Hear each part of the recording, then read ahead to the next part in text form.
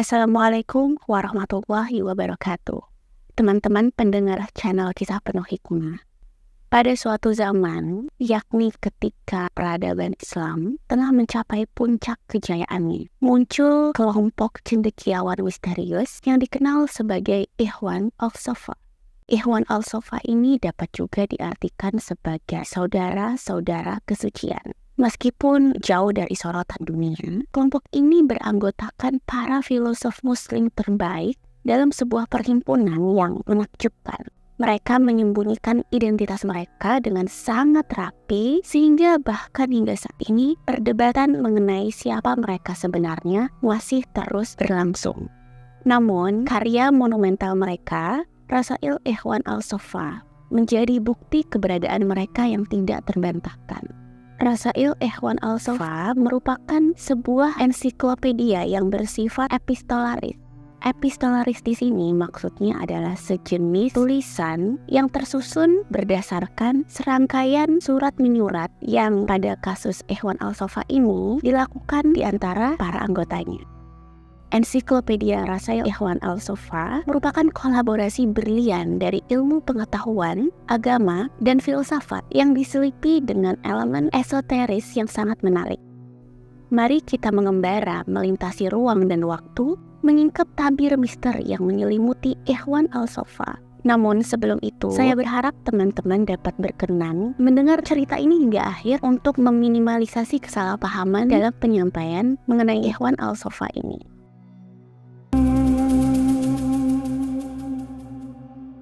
Meskipun ada banyak sekali dugaan mengenai identitas orang-orang yang tergabung di dalam kelompok ini, mereka sengaja tetap merahasiakan identitas mereka.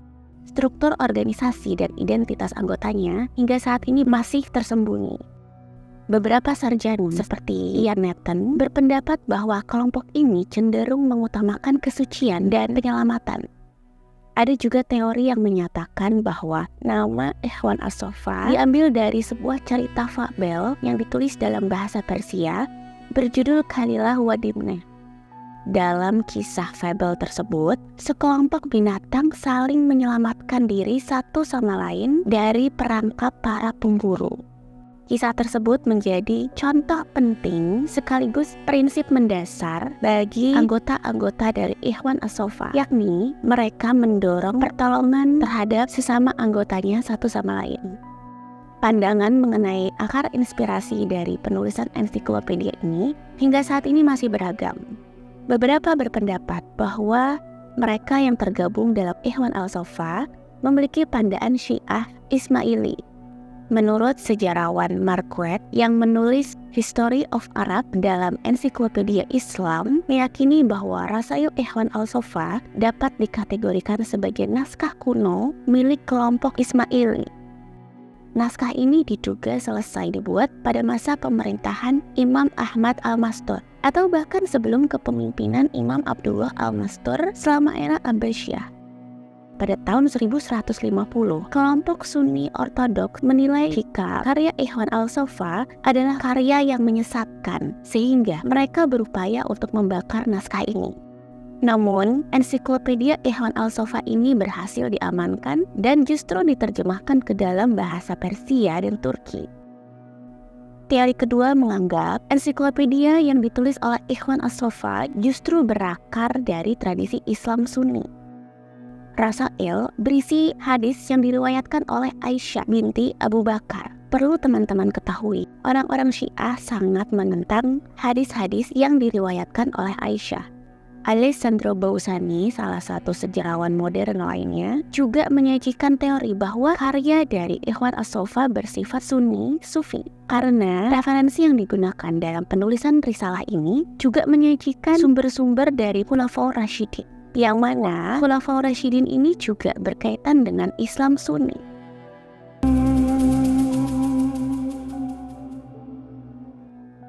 Ikhwan al-Safa seringkali mengadakan pertemuan secara rutin dan tersembunyi.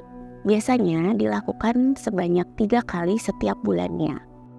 Selain pembicaraan dan diskusi, di dalam pertemuan tersebut mereka juga melakukan sejenis liturgi yang mengingatkan pada ajaran-ajaran Haranian. Keanggotaan ini terdiri dari 4 tingkatan, yang mana tingkatan ini didasarkan pada usia anggotanya. Keempat tingkatan tersebut yaitu yang pertama, al-abror waruhamah, dapat diterjemahkan sebagai orang-orang yang saleh dan penyayang.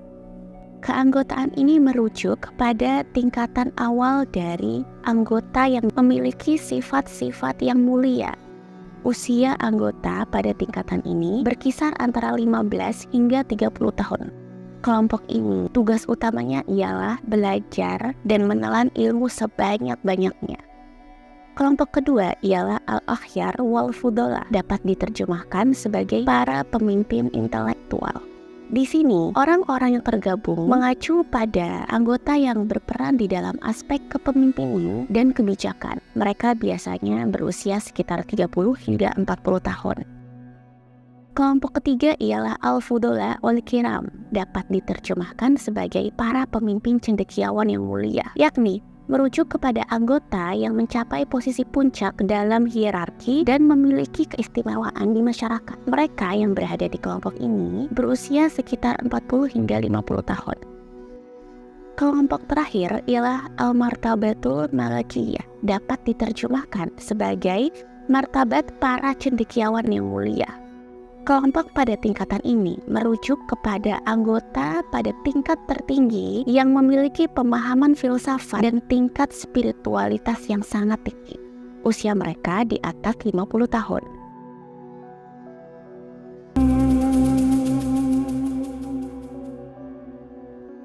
Pada abad ke-9 atau ke-10 Masehi, dunia muslim pada saat itu sedang mengalami masa yang sangat dinamis. Kekhalifahan Abbasiyah dianggap sebagai zaman keemasan dalam ilmu pengetahuan, filsafat, dan pendidikan. Hal ini disebabkan para khalifah Abbasiyah mendukung perkembangan ilmu pengetahuan dan seni di masanya. Misalnya, Khalifah Al-Ma'mun mendirikan Baitul Hikmah di Baghdad, tempat di mana berbagai manuskrip dari berbagai bahasa, mulai dari Yunani hingga India, diterjemahkan. Di saat yang bersamaan, orang dari berbagai latar belakang budaya dan ilmu pengetahuan kerap kali terlihat saling berdiskusi satu sama lain tentang berbagai macam gagasan, baik itu gagasan yang sifatnya filsafat, agama, hingga yang sifatnya seperti sains, mulai dari matematika, fisika, dan ilmu sosial secara umum. Kira-kira pada abad ke-10 mulai muncul bentuk ortodoksi di dalam Islam setelah terjadinya perdebatan yang cukup lama mengenai pertanyaan-pertanyaan mengenai agama. Ortodoksi Islam ini adalah kelompok yang cenderung lebih menolak pemikiran-pemikiran rasional. Hal itu tetap terjadi bahkan ketika gagasan mengenai filsafat sedang mengalami perkembangan yang sangat pesat di masa itu. Di saat yang bersamaan, penting juga untuk diingat bahwa pada masa ini dunia muslim memiliki keberagaman budaya dan gagasan yang berbeda. Ada berbagai faksi politik di dalam pemerintahan pada saat itu, seperti Syiah dan Sunni. Dalam konteks sejarah ini muncul kelompok yang disebut Ikhwan al-Safa. Mereka adalah kelompok cendekiawan misterius yang berkumpul secara rahasia khusus untuk membahas ilmu pengetahuan. Pertanyaan-pertanyaan seperti filsafat, agama, matematika, astronomi, kosmologi, dan musik seringkali menjadi bahan diskusi utama mereka di kala itu. Abudin Natta, dosen dari Universitas Islam Negeri Jakarta, dalam bukunya yang berjudul Filsafat Pendidikan Islam, menyebutkan bahwa fokus dari Ikhwan al-Safa adalah pada dakwah dan pendidikan. Mereka mengajarkan nilai-nilai dasar Islam yang berlandaskan persaudaraan Islamiyah, di mana iman seorang muslim dianggap belum sempurna jika ia tidak mencintai saudaranya sebagaimana ia mencintai dirinya sendiri. Ikhwan al-Safa sangat dipengaruhi oleh filsafat Yunani, terutama Neoplatonisme. Mereka percaya bahwa Islam harus menyertakan pemikiran rasional sebagai bagian penting dalam beragama. Beberapa ide mereka dianggap aneh oleh sebagian orang karena banyak dipengaruhi oleh berbagai teks suci, tidak hanya dari Al-Quran.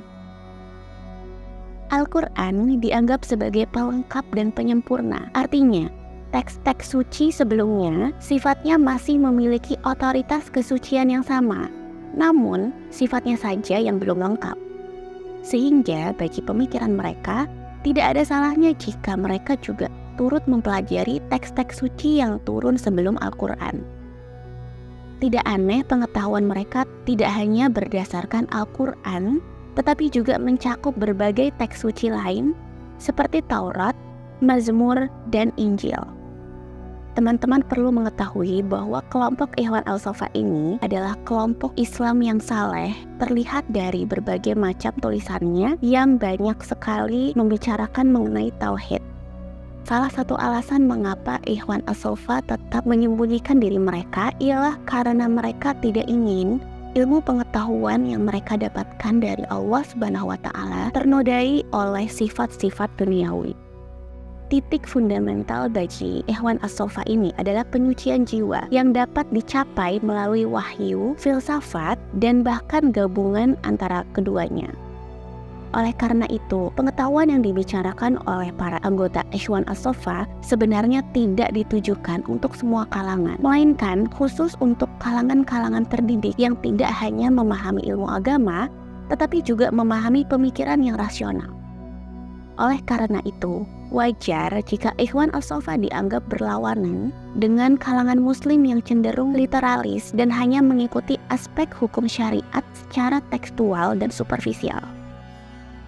Bagi Ikhwan Al-Safa, hukum syariat memang penting bagi masyarakat. Namun, hukum itu sendiri tidak akan mampu membawa seseorang mencapai kebenaran tertinggi. Hukum syariat bagi mereka hanya berlaku sebagai obat bagi jiwa-jiwa yang lemah. Ajaran dan filsafat esoteris mereka dijelaskan dalam bentuk surat menyurat yang tercantum di dalam ensiklopedia Ikhwan Al-Safa. Judul lengkap dari risalah ini ialah Rasail Ikhwan Al-Safa wa Hullan Al-Wafa, atau dapat juga diartikan ke dalam bahasa Indonesia sebagai surat-surat dari para pemimpin suci dan sahabat yang tulus. Bagi para cendekiawan di masa berikutnya, ensiklopedia Ikhwan Al-Safa ini dianggap sebagai upaya para cendekiawan muslim di masa itu untuk mencari kebenaran dalam berbagai bidang ilmu pengetahuan. Ensiklopedia Ikhwan Al-Safa terbagi menjadi 4 kelompok. Kelompok pertama membahas masalah matematika, yakni tentang angka, geometri, astronomi, musik, seni, etika, dan logika. Kelompok kedua membahas tentang ilmu alam termasuk bentuk, pergerakan, waktu, semesta, angkasa, mineral, tanaman, hewan, manusia, dan permasalahan hidup dan mati. Kelompok ketiga membahas masalah psikologi rasional, seperti prinsip-prinsip intelektual, pengetahuan, kebangkitan, dan sebab akibat. Kelompok keempat membahas mengenai cara mengenal Tuhan atau ma'rifat, pandangan hidup Ikhwan Al-Safa, malaikat, rezim politik, sihir, serta hakikat teluh, azimat, dan mantra. Ikhwan Al-Safa berusaha menggabungkan pandangan astrologi, hermeneutika, dan Islam di dalam risalah-risalah yang mereka tulis. Ikhwan Al-Safa telah menjadi kelompok yang sangat berpengaruh di dalam sejarah Islam. Pada masa itu, yang mana adalah masa kejayaan Islam, banyak para cendekiawan di masa tersebut yang juga justru membaca risalah-risalah yang ditulis oleh kelompok cendekiawan misterius ini. Ikhwan Al-Safa menggabungkan pengetahuan dari berbagai sumber, mulai dari pemikiran India, astronomi, dan teks-teks suci sebelum hadirnya Al-Quran. Mereka juga menerapkan etika saling membantu dan saling bergantung satu sama lain dalam persaudaraan suci mereka. Hingga saat ini, kontribusi dan pengaruh Ikhwan Al-Safa dalam sejarah Islam tetap menjadi hal yang penting dan menarik untuk dipelajari. Bagaimanapun, Ikhwan Al-Safa ini harus dihargai atas upaya besar dalam menghasilkan risalah-risalah utamanya atas keberanian mereka menggabungkan pengetahuan agama dan filsafat, serta juga keberanian mereka dalam menyucikan khazanah keilmuan unik yang disintesa dari berbagai sumber pengetahuan. Mentalitas mereka yang terbuka terhadap berbagai sumber ilmu seharusnya juga patut dihargai. Dalam salah satu risalah mereka, dituliskan bahwa kami tidak menentang ilmu apapun, kami tidak fanatik pada satu doktrin tertentu, dan kami tidak menjauhkan diri dari buku-buku yang telah ditulis atau disusun oleh para filsuf dan cendekiawan dalam berbagai ilmu pengetahuan. Dasar atau sumber utama kami adalah buku-buku wahyu para nabi yang telah mereka tulis, serta informasi, inspirasi, dan wahyu yang disampaikan kepada mereka melalui para malaikat Allah Subhanahu wa Ta'ala. Seiring dengan berakhirnya zaman keemasan Islam, Ikhwan As-Shofah meninggalkan jejaknya yang misterius di dalam lembaran-lembaran sejarah yang mereka tulis. Meskipun identitas mereka tetap disembunyikan dalam bayang-bayang keabadian, karya monumental mereka terus hidup dan mengilhami cendekiawan pada generasi berikutnya. Mereka adalah bukti bahwa pengetahuan tidak mengenal batas dan bahwa harmoni antara ilmu pengetahuan dan spiritualitas Islam dapat dicapai tanpa harus mengkerdilkan satu sama lain. Di era ketidakpastian dan keraguan, warisan Ikhwan As-Shofah memberikan pencerahan tentang pentingnya memadukan akal dan hati untuk mencari kebenaran. Di zaman yang lebih modern, Niels Bohr, seorang ahli fisika kuantum, pernah menegur Einstein dalam diskusi mereka bahwa tidak, Einstein, kamu tidak sedang berpikir, kamu hanya bernalar. Maksud dari teguran Niels Bohr ini ialah banyak orang pintar yang secara luar biasa hanya bernalar dan beranalisa tetapi tidak pernah berpikir. Bagi Niels Bohr, proses berpikir membutuhkan pertimbangan-pertimbangan yang harus melibatkan hati nurani. Sekarang, mungkin saatnya bagi kita untuk mengenang perjalanan para Ikhwan As-Shofah dengan menghidupkan kembali semangat mereka dalam menyelami rahasia alam semesta dan mencari hikmah yang tidak terbatas dalam keberagaman ilmu pengetahuan dan keyakinan. Dalam ziarah ini, mari kita merenungkan pesan Ikhwan As-Shofah bahwa pengetahuan adalah cahaya yang menuntun kita menuju pemahaman yang lebih dalam tentang eksistensi dan arti kehidupan. Semoga semangat mereka tetap mengilhami dan menuntun kita dalam pencarian akan kebenaran yang hakiki. Dengan demikian, kita mungkin akan menemukan bahwa dalam pengetahuan yang saling terhubung, disitulah kita menemukan kesucian sejati. Lebih dan kurangnya dalam penyampaian video ini saya mohon maaf karena saya sebagai manusia adalah tempat dari segala salah. Sampai bertemu pada kisah-kisah menakjubkan berikutnya.